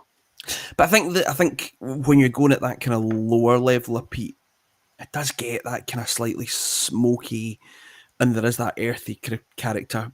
So again, the historical bit of the oily and these kind of characters. So Glen, Scotia, like all of the distilleries within Campbeltown at the time, would have been small. They were all crammed in. Small distilleries means small stills.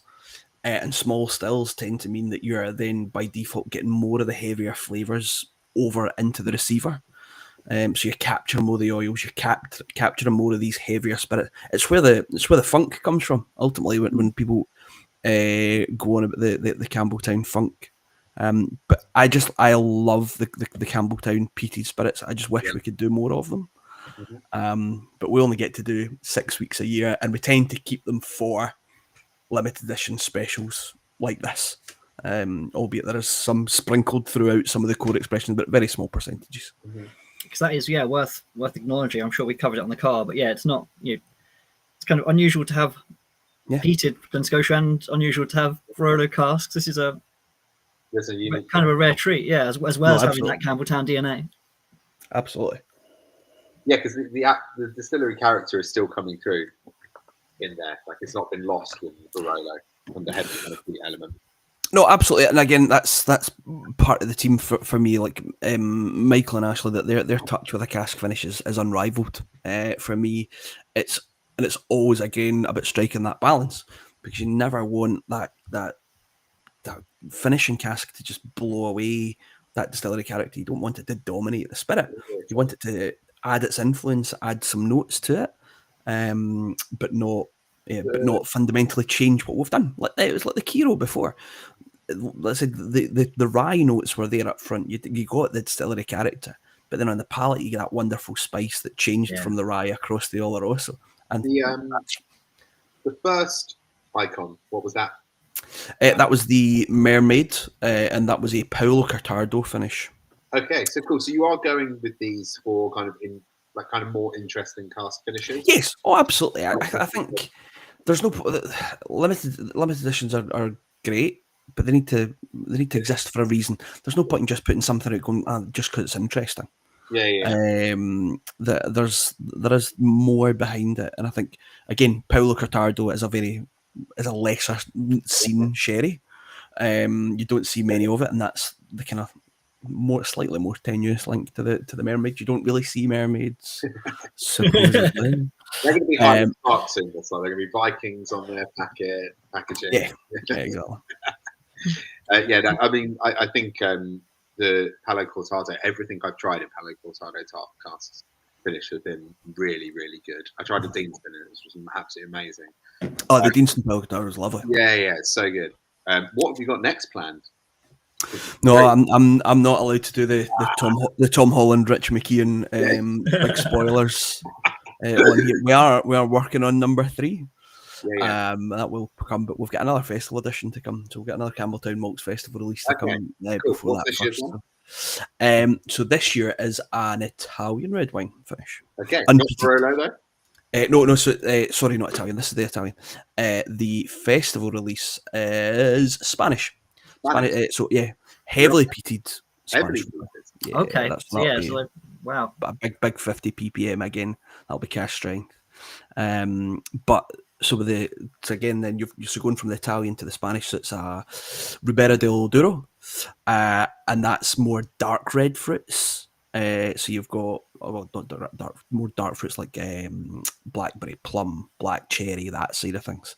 Sure. So again, it's still a red wine finish, but it's going to be wildly different from this. Yeah. For sure. Like you're not going to get that sweet melted brown sugar note that you get on this one. Yeah, I gotta say this is really, really good. Absolutely.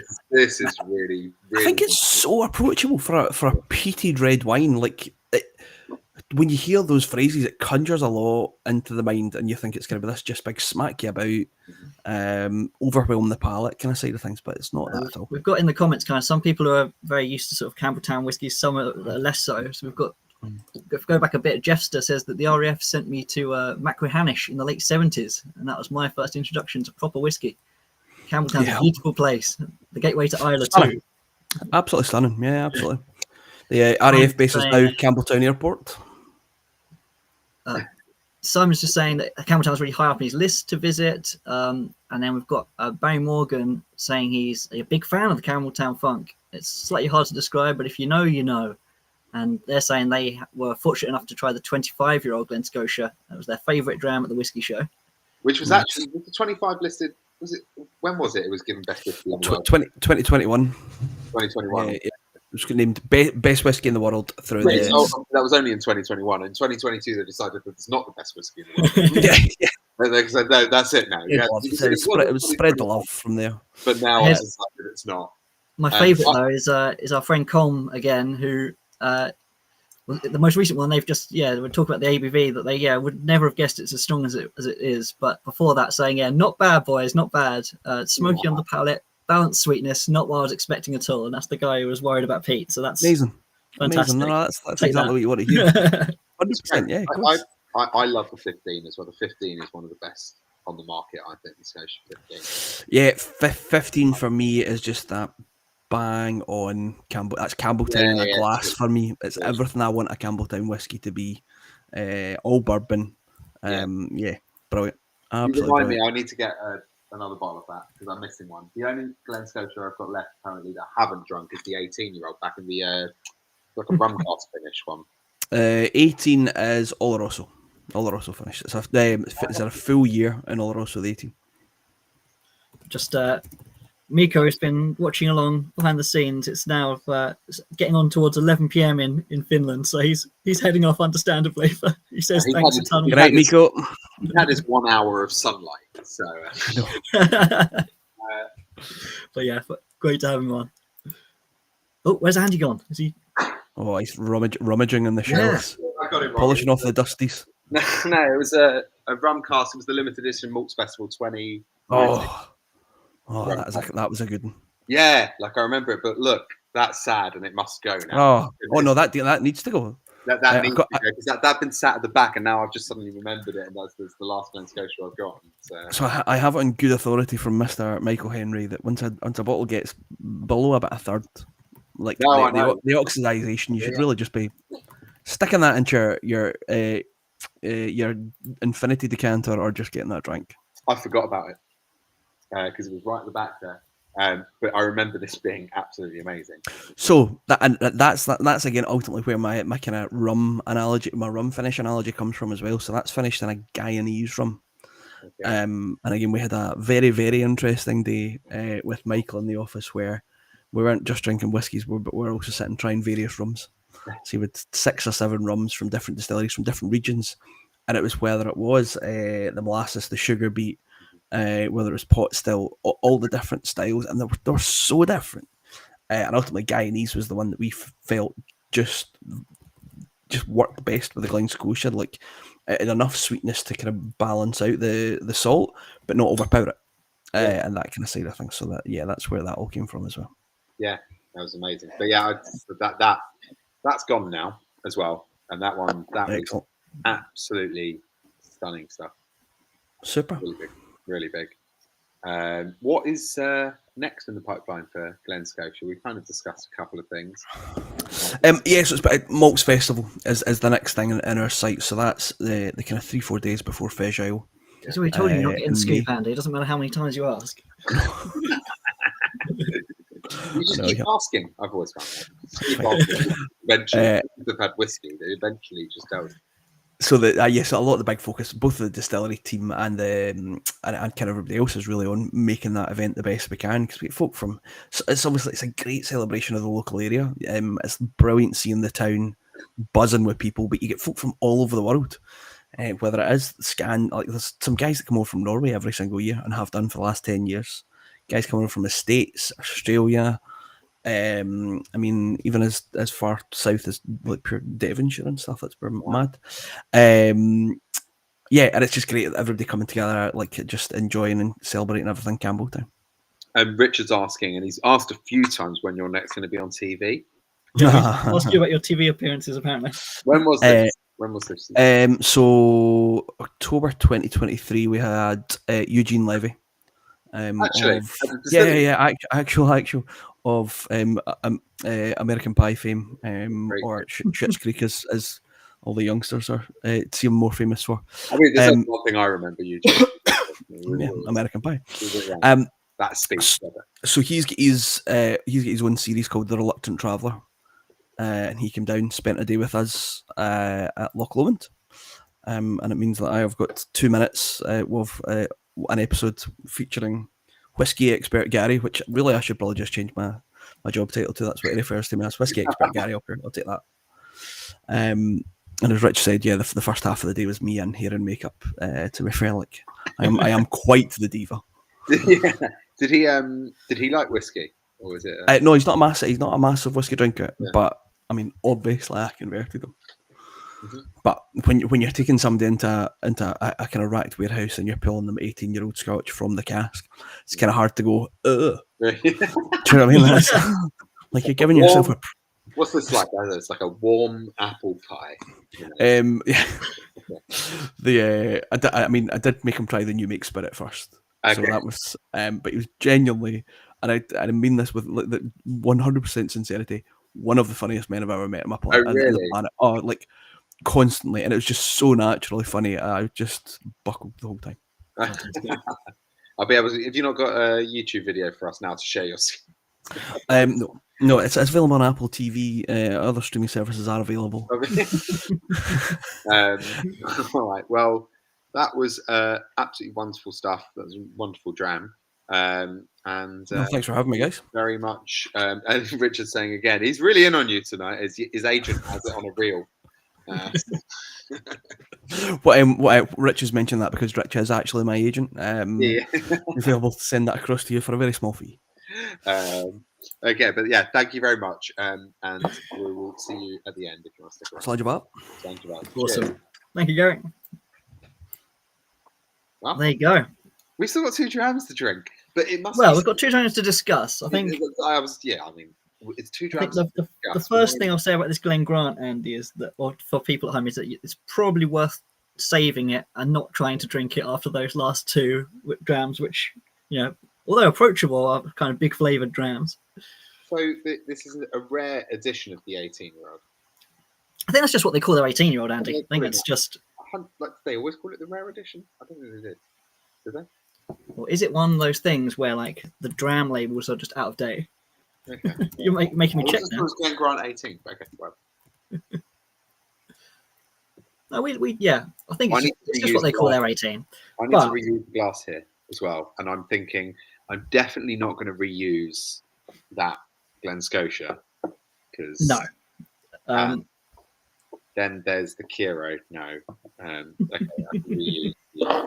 No, like I said, the Glen Grant is a wonderful dram, but Glen Grant in general is quite light. It's a light whiskey, and therefore, yeah, like that's why I was saying you might want to just save that one for another time to get the most out of it. It's a lovely 18-year-old malt, but it's sort of light, and there are reasons for that. As well as having sort of like long, slender stills, and like having a nice boil balls that create more reflux. It's got a purifier attached to the still, which, if you think about all the heavy vapors trying to escape the still, the purifier is bringing some of that like a condenser, but then back into the still rather than escaping to the condenser where you're keeping that spirit for the next part. And Glen Grant, I believe, is the only distillery that has a purifier on both the spirit and the wash still. So both distillations. And it's a water cooled one because some of them aren't. So yeah, you're basically getting loads of reflux. But it's still a great malt and ages really, really well. And yeah, you're starting to get that on the 18-year-old here. It's won a slew of awards. I was about to say, it's always one of those ones that always is listed as like in lots of like awards. And, like, yeah, it's a really nice whiskey. It's got this like hazelnutty Ferrero Rocher thing going on the finish, and yeah, it's worth spending some time with. So yeah. Okay, I will. What else we got, Andy? What's the? And like I said, this is it's 5 drams, and we've drunk a couple at 57 and 54, so you don't have to drink them now. We're just kind of briefly discussing them as we don't have guests with us. I'm going to savour that one.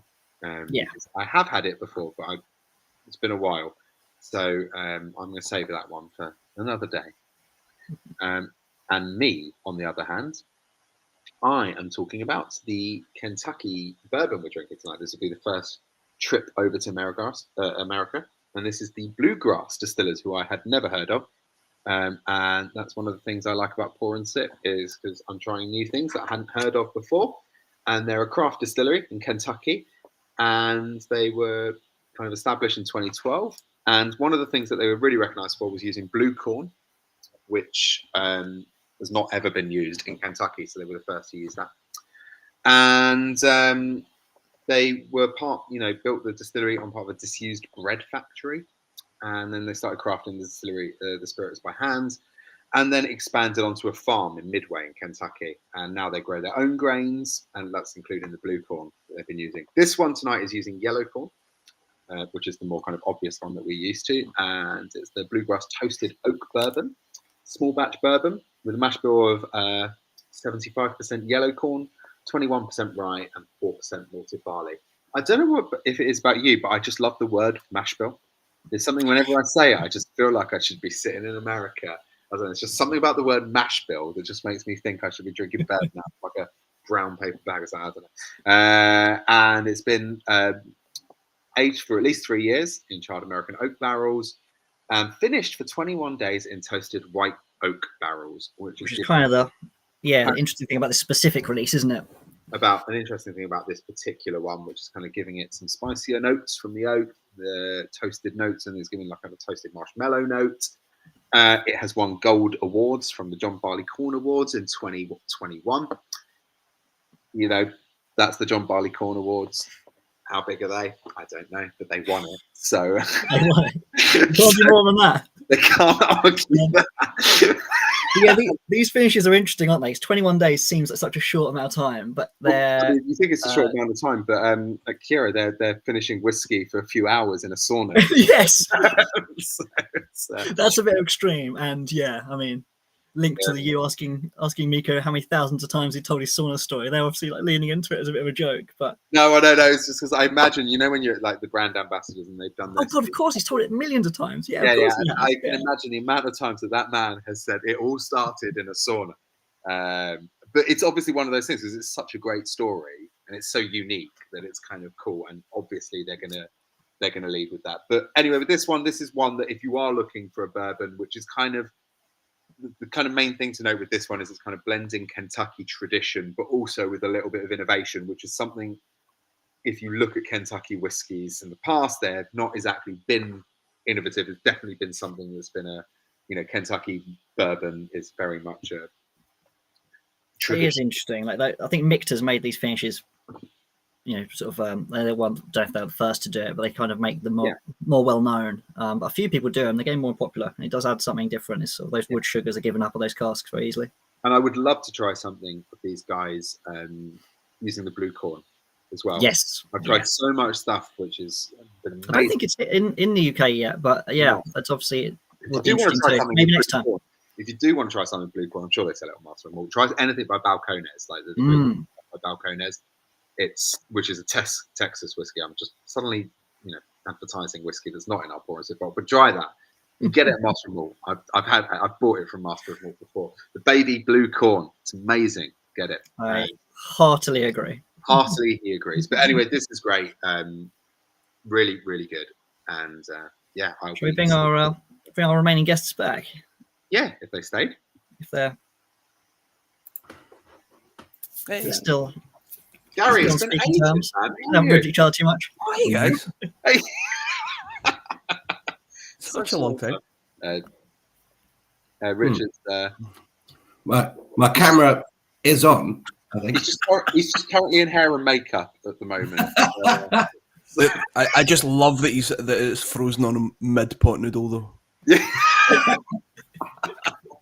As long as it's nice and spicy, that's okay, because it's definitely the best flavour of Bombay Bad Boy for Rich. All the way. Bad Boy for it. Okay, Bombay Bad Boy.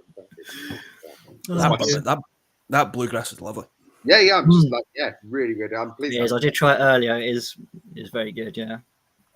Again, I've got to love how approachable it is for 50%, like in the youth of these kind of whiskies.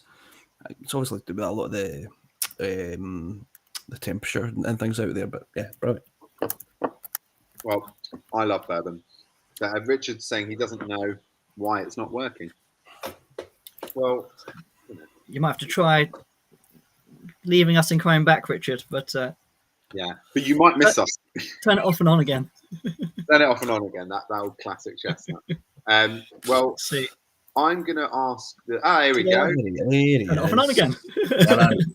Here he is. It was in hair and makeup. We've just going. Okay, we didn't think it was great afterwards, but now he's looking much better. So, guys, I'm going to ask you a quick question. Not you two first. Our guests, for them to ponder over.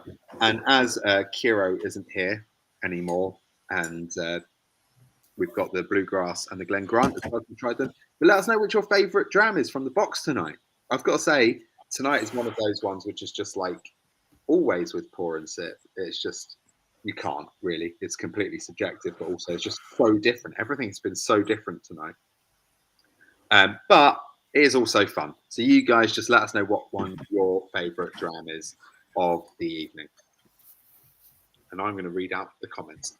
And I don't know, a question to you guys maybe is, what have you tried recently that has blown you away, that's been really special, that wasn't one of your drams? That Kyrö's just has sent me through a loop a wee bit. That's I've not drank much rye. You like rye in general? Yeah, that's what I'm saying. I've only had maybe 3 or 4, and a lot of that's been quite recent. Yeah.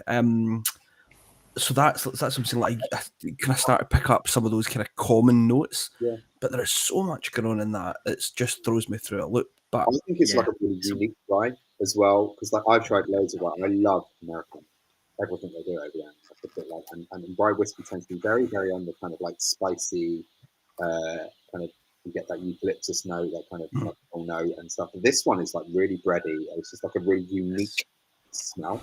It's because malted rye, isn't it? But then also they're saying how good the rye is in Finland. That's I think that's what it is. I think it's solely that. It's just like you've literally just got the rye is just it's just really good over there. The longer that's been in the glass, I definitely get more of that kind of bread note for sure. Yeah. It's so nice. Everything I've tried from those guys has been pretty good. That wood smoke one was nuts as well. Yeah. It did divide the room a little bit. It was, some people were like, what is going on? But some people loved it. Yeah. I love whiskies that make people, they want people to go, oh God, that's horrible. But some people are, oh my God, that's amazing. I do like it when whiskey divides the room, because it is a good talking point. It kind of shows which kind of flavors you kind of like. It's like trying to give someone like a Lefroy 10 cask strength and going, yeah, try that. I've not tried whiskey before. They're just like, oh, God, I'm like, it's the most amazing thing ever. What's wrong with you? What about yourself, Richard? Well, of tonight, I mean, I've enjoyed the Kyrö, however. Kyrö, All yeah. different ways you've said it. It could be anything, mate. It could be anything. It could be something not in the box if you want to. Yeah. No, but as much as I might have been teasing them a minute ago, but I thought that Glen Scotia was sensational. And as I was driving along and listening to everyone talking and you guys reading out some of the comments, that was jiving a lot with what I was getting out of it. You got distillery character in there, even though there's this sort of quite potent red wine influence, but not so potent. I say potent as in noticeable, and you're actually getting it without it smothering the spirit that's underneath. And I think Glen Scotia's spirit character is so delightful that you wouldn't want to hide it just for the sake of a bit of fun and having something in. And what Gary said about limited editions having to make some sense, not just doing something for fun, I think that one sort of worked really well for me. Anything else other than that you've tried recently? I love hearing just what people have tried and they're going, oh, that's really good. There's one that I'm reluctant to say, but it's one that I've tried really recently that I thought was a brilliant version of the annual batch of it that comes out, or it might be two, but there's a 15-year-old that is from a few streets away from where Gary is. Oh no! Don't be afraid to say it. We got on very well with our neighbours across the road. I'm sure you do. We're all friends. The most recent Springbank 15, I thought was absolutely fantastic. What was that, Richard? What was that? Was it like a finished in something, or was it just a regular? I'm not actually entirely sure of the cast makeup of that. I know when there's some sort of refill or second fill sherry in there, it tends to do better for me than some of the others. A bit too much because again, I want to taste the spirit character in, and it's just a good one of it. The 18-year-old ex-Bourbon release that everyone was going crazy for, I thought was really, really good. But that 15-year-old just stands out. The way you talk, Gary, about the Glen Scotia 15 as well, I think that I've had some really special Glen Scotias, but there's something about that 15-year-old you can just come back to. I always come back to it. And I think that's the thing. It's where as good as the 25 is, if you were to offer me just from a pure, even from the balance and the value of it as well.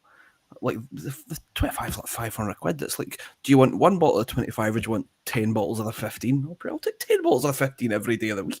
Yeah, that 15 is like a proper I often recommend people when they're like just recommend me a whiskey. I tend to offer them recommend the 15-year-old Glen Scotia as something that they probably wouldn't have tried before, which is just like an absolute kind of mainstay.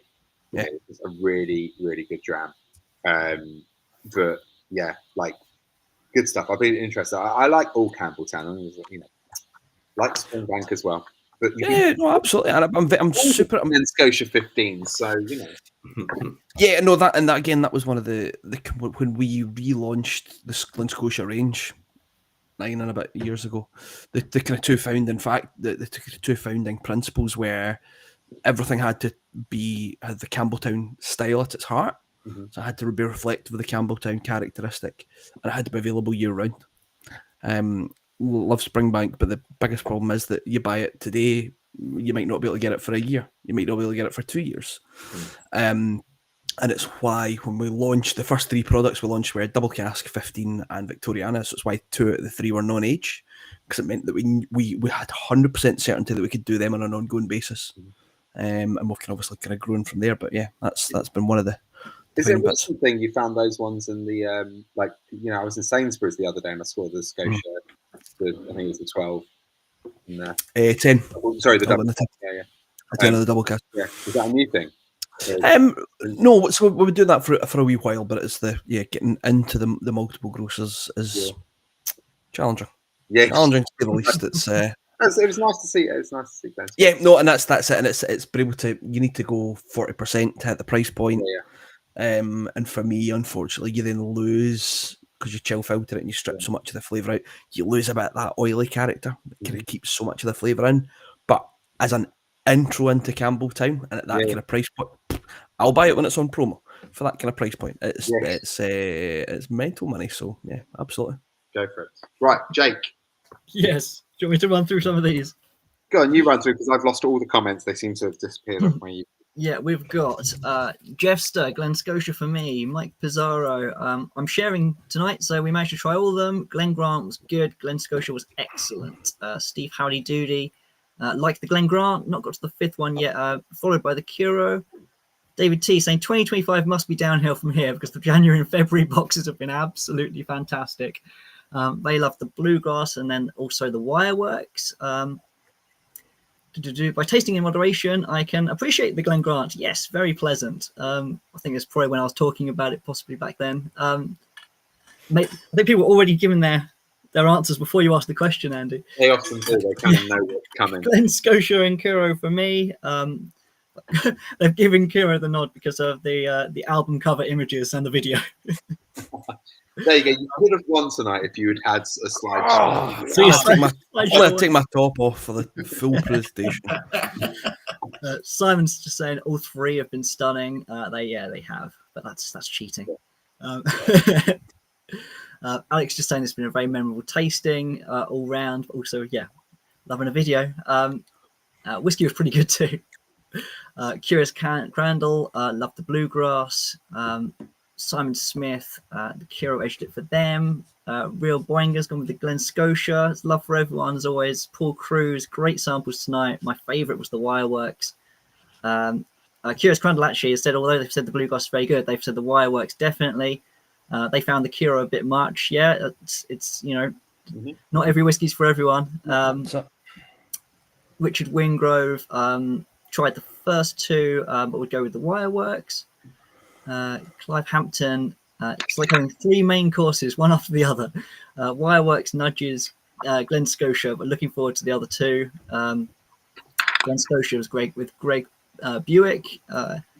Colm, who we've managed to introduce to a peated whiskey successfully today, but they were enjoying the Bluegrass there. I think they're just enjoying it. They're getting their full tasting note there, getting caramel and toffees and marshmallow roundness and all that stuff. Good, actually. I'm drinking it now. It's really nice. Yeah. Kevin B is going with Wireworks. So yeah, you both got plenty of love. Amazing. Yeah, that Wireworks. I like it. Still more to come. There's loads coming in, but yeah, love for all of them. And as much as I said, I do love the Wireworks and Tony Port. I'm right in a bourbon finish, like just a bourbon maturation phase just now, and that Wireworks is ticking a big box for me tonight. Same here. By the way, I'm in a bourbon maturation phase. Like I used to go through it. You go through it. It's like I used to go for like really big hitting cherry bombs, and I seem to be reaching for them much less than I used to.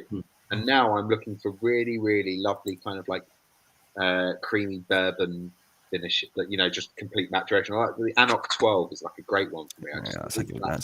All the time, just like lovely. That is a lovely whiskey. I think a lot of people do go through that journey of kind of trying to. It's not saying I don't like cherry stuff. Like it's just like it's kind of like it kind of like it's just at the moment that's what I'm reaching for. Like I always say like Aaron 10. Aaron 10. When friends of mine who aren't sort of just mates that don't drink a lot of whiskey or they'll message me and say what's a really good dram for under 50 quid bottle wise. Aaron 10 is one of the first ones that I'd recommend, and the Glen Scotia, the double cask and things as well. So those two are two in particular that I put forward. But I think that Aaron 10 is one of the best value for money drams. I totally agree, and I recommend it to people when they're like, just can I like a nice whiskey that's not going to break the bank. I'm like, the Aaron 10, man, that's like a really good whiskey. And now so the Glen Scotia fit, the double cask, maybe not the 15. What's the 15 retail at now?